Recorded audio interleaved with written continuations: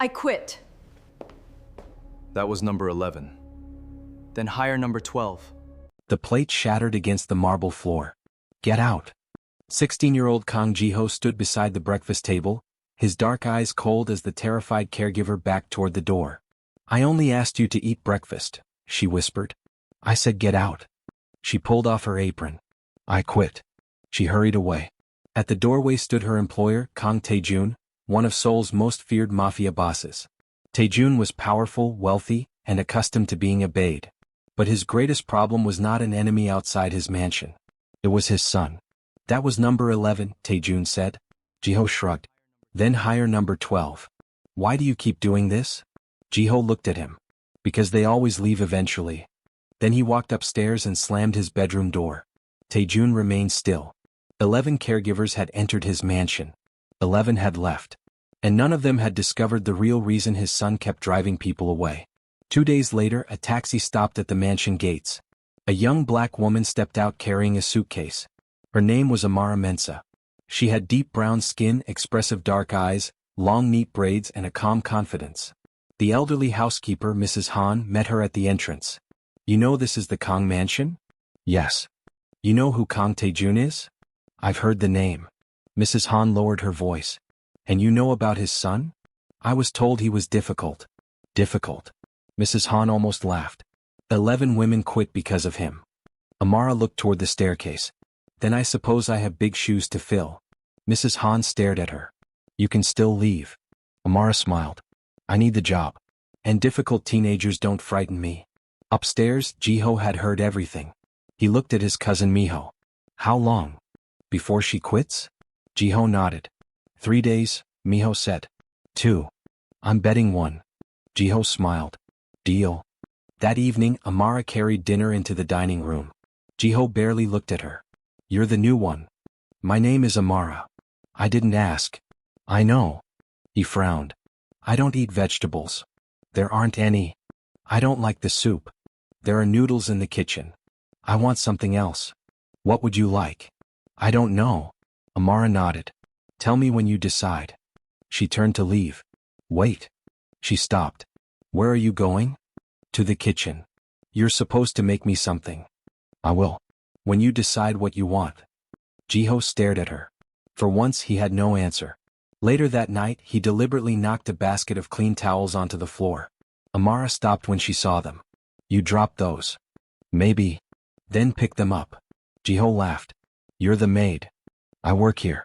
I don't exist to clean up things you deliberately throw down. What if I don't pick them up? Then they'll stay there. Amara walked away.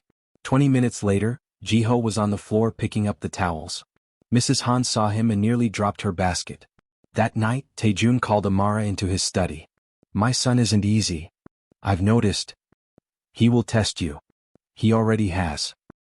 He may try to make you quit. Amara met his eyes. I don't scare easily. Tae-jun studied her. What do you think is wrong with him? I don't know yet. Most people decide immediately. That may be why they fail. Tae-jun's expression changed. Amara continued quietly, I think your son is trying to make people leave before they get the chance to leave him. Silence. Tae-jun looked away. You don't know Ji-ho. No, Amara said. But I think you're afraid of what he'll become if nobody reaches him. She left the room. The next evening, Ji-ho returned from school angry. His bag hit the floor. Amara looked up. What happened? Nothing. Okay. He stared at her. Aren't you going to ask? You said nothing happened. He looked away. Then, almost against his will, he asked, do people always leave? Amara went still. Ji-ho immediately regretted the question. Forget it. He ran upstairs. Amara watched him disappear. Now she understood. The boy wasn't simply trying to control people. He was testing them. Waiting to see who would leave first. And somewhere inside that mansion was the story of the person who had taught him to expect abandonment. His mother. Before we continue, please help me support this channel by subscribing, liking this video, and sharing it with someone who loves beautiful stories like this. Your support truly encourages me to keep creating and bringing you even more amazing stories. That night, Amara passed Ji-ho's bedroom and heard something hit the floor. She knocked. Go away.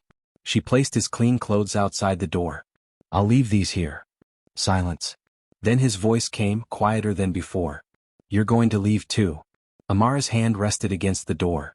I don't know what tomorrow will bring, she said softly. But tonight I'm still here. She walked away. Inside the room, Ji-ho sat beside his bed and pulled an old photograph from beneath his pillow. His mother. On the back were 6 faded words. Forgive me. I had no choice. Ji-ho stared at them. For years he had believed his mother abandoned him. But for the first time he wondered whether his father had lied. And if Taejun had hidden the truth about his mother, what else had he been hiding? The next morning, Ji-ho woke up determined to make Amara quit. He started with breakfast. I don't want this. Amara looked at the plate. You asked for it. I changed my mind. That's fine. She removed the plate. Ji-ho waited. You're not going to argue? No. Then what are you going to do? Make breakfast for everyone else. She walked away. Ji-ho followed her into the kitchen. I said I don't want it. I heard you. You're supposed to convince me. Why? He had no answer. Amara continued preparing breakfast. Ji-ho watched her for several seconds before walking away. But this time he wasn't angry. He was confused. At school things weren't better. Ji-ho had been assigned a group presentation, but he refused to participate. His teacher called Taejun. By the time Ji-ho returned home, his father was waiting. You're completing the project. No. You will apologize to your teacher. No. Taejun's voice hardened. Ji-ho. Why does everyone keep telling me what to do? Because you keep behaving like a child. Ji-ho's face changed. You don't know anything about me. He turned toward the stairs. Stop. Ji-ho stopped. Taejun looked at his son. You think making everyone angry makes you strong? Ji-ho laughed bitterly. No. I think it makes them honest. What does that mean? They pretend they care, then they leave. Taejun went silent. Ji-ho ran upstairs. Amara had been standing in the hallway. She had heard everything. Taejun looked at her. Don't. I didn't say anything. You were going to. Amara shook her head. No. I think your son already said enough. The following afternoon, Ji-ho found Amara in the garden. He stood several feet away. Why are you still here? She looked up. Because nobody has fired me. You know what I mean. Yes. 11 people quit. I know. I'm going to make you 12. Amara smiled. Then you'll have to work very hard. Ji-ho frowned. Are you making fun of me? No. You think you're better than me? No. Then why aren't you afraid? Amara studied him. Because I'm beginning to think you don't actually want people to be afraid of you. Ji-ho's expression immediately hardened. Don't pretend you know me. I don't. Then stop acting like you do. He walked away. But Amara noticed something. His hands were shaking. That evening, Ji-ho deliberately broke one of his father's expensive glasses. Taejun heard the crash and rushed into the room. What happened? Ji-ho stared at him.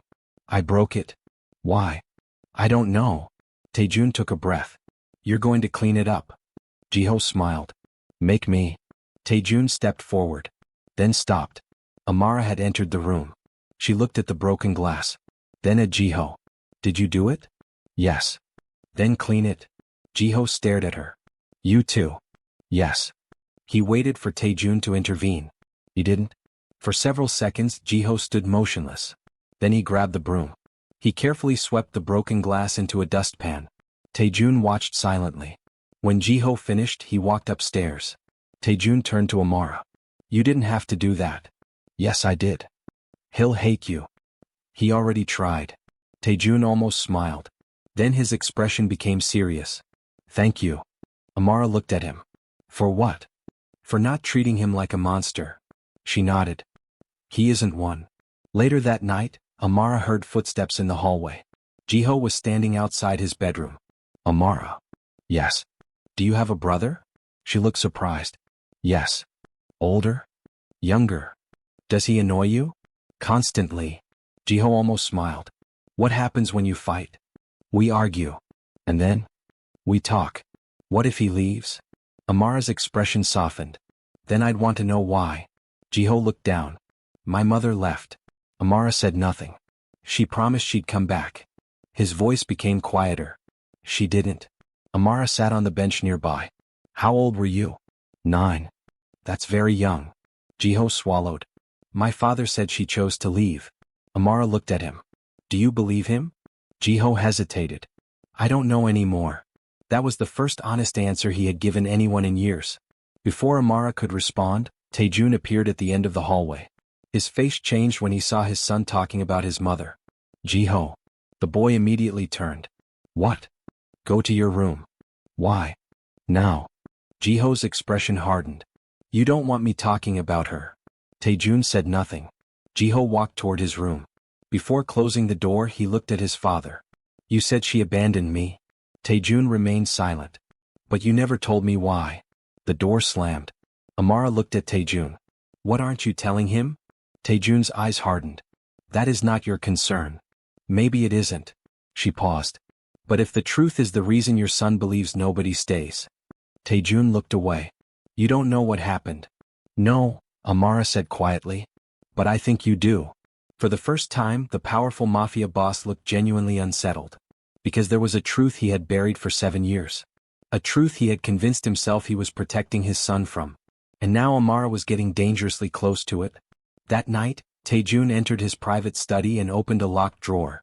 Inside was an old photograph of Ji-ho's mother. Beside it was a sealed envelope. He touched the envelope but didn't open it. On the front were 3 words. Do not tell Ji-ho. Taejun closed the drawer. But outside the study door, someone was standing in the darkness. Ji-ho. And he had seen the envelope. For the first time, Ji-ho wasn't trying to make Amara leave. He was trying to discover why his father had been lying to him. The following morning, Ji-ho barely spoke. At breakfast, he sat silently while Amara prepared his tea. Finally, he asked, Where is my father? In his study. Did he sleep? Amara looked at him. Why? I asked a question. I don't know. Ji-ho pushed his chair back. He was halfway to the stairs when Amara spoke. Ji-ho. He stopped. Whatever you find out about your mother, don't assume the worst before you hear the whole story. He turned slowly. You knew. I know there's something your father hasn't told you. Ji-ho's eyes narrowed. What? I don't know. He studied her face. For the first time he seemed to believe her. Then he walked away. That afternoon, Ji-ho waited until Taejun left the house. He entered his father's study. The room was silent. He searched the desk. Nothing. He checked the drawers. Nothing. Then he noticed the locked cabinet. His father's private key was usually kept inside the desk. Ji-ho found it. His hands trembled as he opened the cabinet. Inside was the envelope. Do not tell Ji-ho. He opened it. The first page was a photograph. His mother. The second page was a newspaper clipping. The third was a letter. Ji-ho began reading. His face slowly changed. His mother had not simply disappeared. 7 years earlier, someone had threatened to kill Ji-ho if she remained in Seoul. She had been forced to leave. And Taejun had known. But the letter contained something worse. His mother had written, Taejun, if you truly love our son, let him believe I abandoned him. If he knows where I am, they will come for him. Ji-ho's hands shook. She didn't leave me? A voice came from the doorway. She left to protect you. Ji-ho turned. Taejun stood there. His face was pale. You lied to me. I protected you. You let me hate her. I had no choice. You had 7 years. Taejun stepped closer.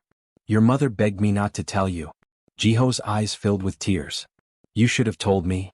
I was afraid. Ji-ho laughed bitterly. The great Kang Taejun was afraid? Yes. The answer silenced him. Taejun looked at his son. I was afraid that if you knew the truth, you would go looking for her. Maybe I should. You don't understand what they would do. Then tell me. Taejun said nothing. Ji-ho's voice broke. You always say you're protecting me. But all you did was make me believe she didn't love me. Taejun looked away.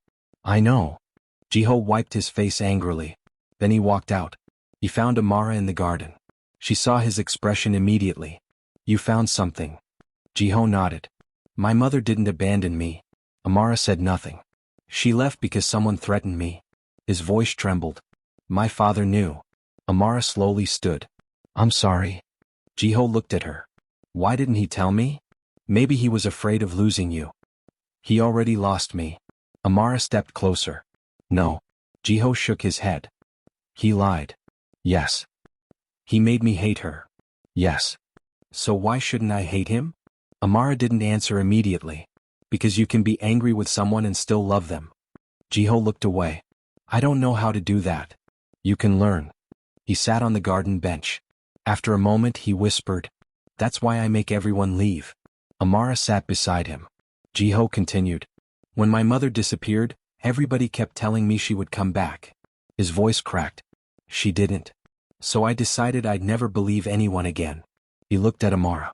If I make people leave first, it doesn't hurt as much. Amara nodded. That makes sense. Ji-ho looked surprised. But it doesn't make what you've done right. He lowered his eyes. I know. You've hurt people who had nothing to do with what happened to you. I know. You don't have to pretend you're fine. I don't know how to stop. You start by deciding you don't want to be the person your pain created. Ji-ho was silent. Then he asked, what if people leave anyway? Amara smiled gently. Then you let them make their own choice. And if they stay? Then you don't punish them for staying. For the first time Ji-ho smiled. It was small. Almost invisible. But it was real. That evening Taejun found his son waiting in the living room. I read the letter, Ji-ho said. Taejun nodded. I know. I'm angry. You have every right to be. I don't forgive you. Taejun's face tightened. I understand. Ji-ho looked at him. But I don't want to lose you too. Taejun's eyes softened. He walked toward his son. For several seconds neither moved. Then Ji-ho stepped forward. His father pulled him into a hug. It was awkward. Brief. But it was the first time they had truly embraced in years. From the hallway Amara quietly watched. She smiled and walked away. She didn't want credit. This was something father and son needed to repair themselves. But none of them noticed the black car parked across the street. Inside sat a man watching the mansion. He held a photograph of Taejun. Then another photograph of Ji-ho. Finally he looked at a third photograph. Ji-ho's mother. His phone rang. Yes. A voice answered. She's still alive. The man's eyes narrowed. And Taejun has finally discovered the truth. He looked toward the mansion. Then it's time to bring her back. The call ended. Inside the mansion, Ji-ho had finally stopped asking whether people would leave. He didn't know that someone from his mother's past was already coming back. And this time they weren't coming for his father. They were coming for him. The black car remained outside the Kang mansion for 3 nights. Taejun noticed it on the 3rd morning. He stood by the window watching it disappear around the corner. His expression hardened. He immediately called his head of security.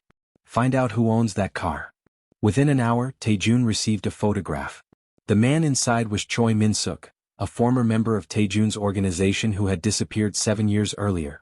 Taejun's face changed. 7 years. The same year Ji-ho's mother vanished. He immediately ordered increased security. But he didn't tell Ji-ho. Again. Ji-ho meanwhile was changing.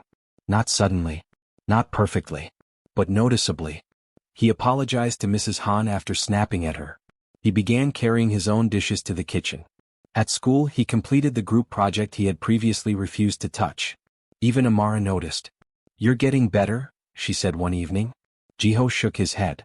I'm still annoying. Yes. He looked offended. Amara laughed. But you're becoming less annoying. Ji-ho smiled. That's better. Their relationship had changed.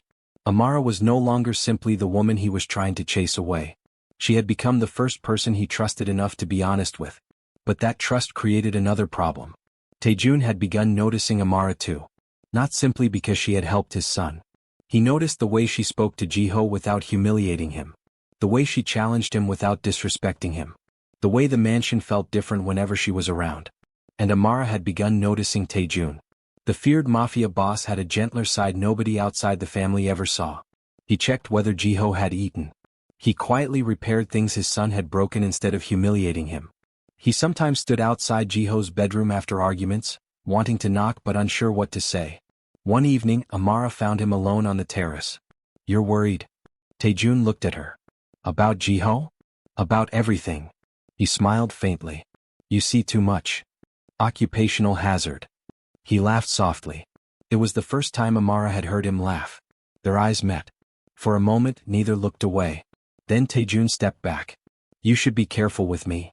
Why? Because people who get close to me usually get hurt. Amara held his gaze. Maybe you should stop deciding for other people. Taejun smiled. Maybe. The next morning Ji-ho noticed something. His father looked at Amara differently. He watched them from the staircase. When Amara smiled, Taejun smiled. Ji-ho's eyes widened. Oh no. His cousin Miho appeared beside him. What? My father likes her. Miho looked downstairs, then grinned. He definitely does. Don't say anything. I wasn't going to. You were smiling. Because this is funny. Ji-ho groaned. This family is becoming a disaster.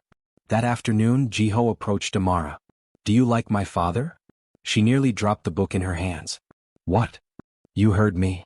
Why would you ask me that? Because he likes you. Amara became quiet. Ji-ho studied her. You do.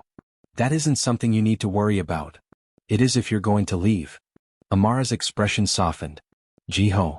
If you marry him, will you leave? The question was no longer about romance. It was about abandonment. Amara crouched in front of him. I don't know what the future holds. Ji-ho looked away. But if something ever changes, she continued, I will never disappear without telling you. He looked back at her. You promise? I promise. Ji-ho nodded. For the first time, he believed someone might actually keep a promise. That night, Taejun finally told Amara the truth about the man watching the mansion. My son's mother may still be alive. Amara stared at him. What? She disappeared because someone threatened her.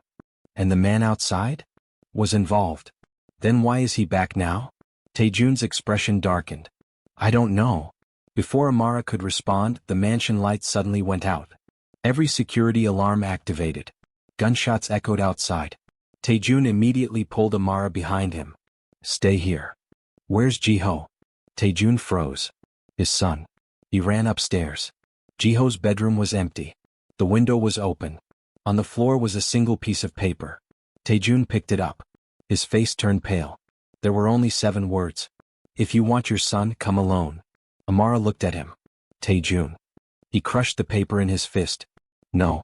He grabbed his gun and headed for the door. Amara followed. I'm coming. You're staying here. No. This isn't a discussion. Amara stepped in front of him. You said people around you get hurt because you decide everything for them. Taejun stared at her. Then his expression softened. You really don't know when to stop. Amara shook her head. Neither does your son. For the first time that night, Taejun almost smiled. Then he looked toward the darkness outside. Let's bring my son home. Across the city, Ji-ho sat inside a moving car. His hands were tied. He wasn't crying. But he was terrified. The man sitting opposite him looked at him. Your father will come. Ji-ho swallowed. Who are you? The man smiled. Someone your mother trusted. Ji-ho's heart stopped. You know my mother? Yes. Is she alive? The man's smile disappeared. She has been alive all these years. Ji-ho stared at him. Then where is she? The man leaned closer. That's what your father is going to find out.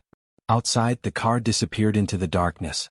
And for the first time, Ji-ho understood that the secret his father had hidden for 7 years was far more dangerous than he had imagined. His mother was alive.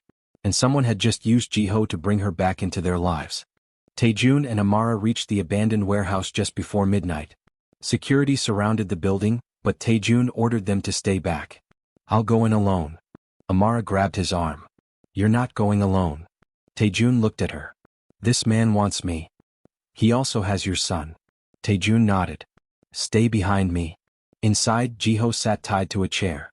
Across from him stood Choi Min-suk. But Ji-ho wasn't alone. A woman stood beside the window. Her face was turned away. Then she slowly turned. Ji-ho stopped breathing. Mom? The woman covered her mouth. Ji-ho. He stared at her. 7 years of anger. 7 years of questions. 7 years of believing she had abandoned him. And now she was standing in front of him. Alive. Ji-ho's eyes filled with tears. You're alive. His mother nodded. I am. Why did you leave me? She looked at Taejun. I left because they threatened to kill you. Ji-ho shook his head. You could have told me. I wanted to. Her voice broke.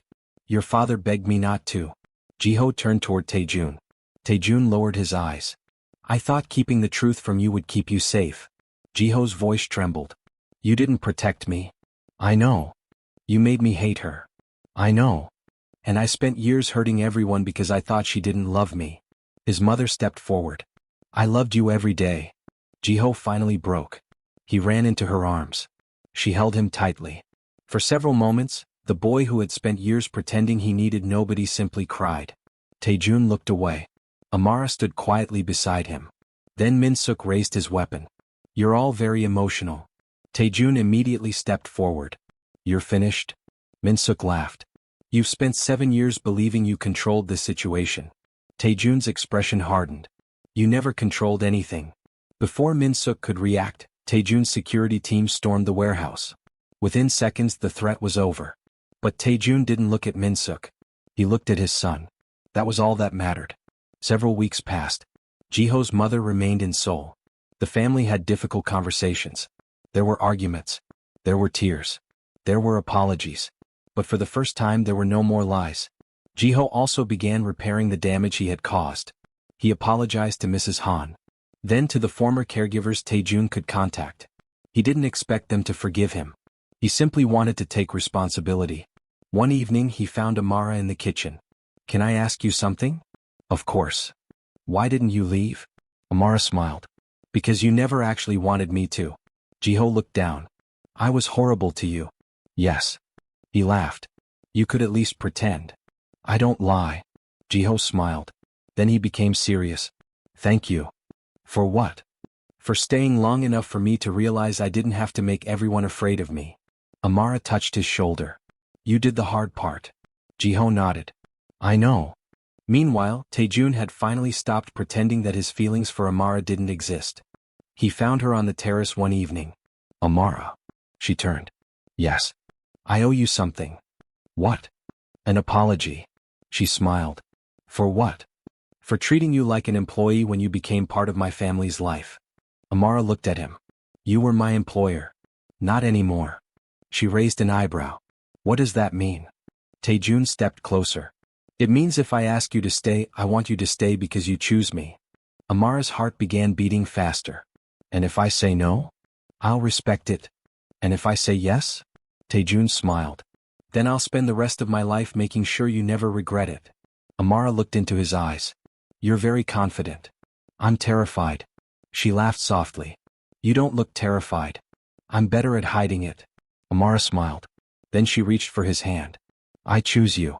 For the first time, Taejun's guarded expression completely disappeared. He kissed her gently.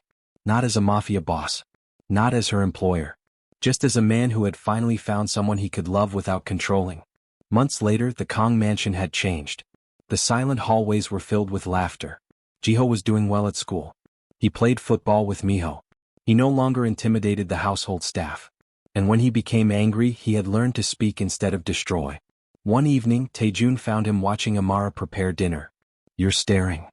Ji-ho looked at his father. I'm thinking. That's dangerous. Ji-ho laughed. Then he looked at Amara. You're really going to marry her? Taejun smiled. I hope so. Ji-ho nodded. She makes you less scary. Taejun raised an eyebrow. And she makes you less unbearable. Ji-ho grinned. Fair. On the wedding day, Ji-ho approached Amara before the ceremony. She wore an elegant ivory gown, her braids styled into a beautiful braided updo. You look beautiful, Ji-ho said. Thank you. He hesitated. When you first came here, I gave you 2 days. I remember. You didn't quit. No. I'm glad. Amara smiled. Ji-ho looked toward his father. He's happy. Yes. So am I. Then he hugged her. Welcome to the family. Amara held him tightly. I thought I was already family. Ji-ho smiled. You were. Later, Taejun stood beside Amara before their family and friends. The man once feared throughout Seoul had learned something he never understood before. Love could not be commanded. Trust could not be purchased. And family could not be protected by secrets forever. Sometimes the people we try hardest to protect are the people who most deserve the truth. Ji-ho stood between his parents for the wedding photograph.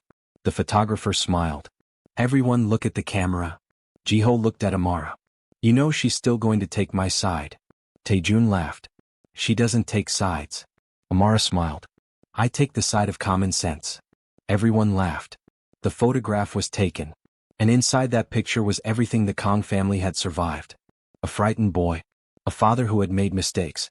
A mother who had sacrificed 7 years. And a black woman who had entered their mansion as a stranger and refused to leave simply because a wounded boy tried to push her away. Ji-ho had finally learned the truth. His mother hadn't abandoned him. His father hadn't stopped loving him. And the people who stayed didn't need to be controlled.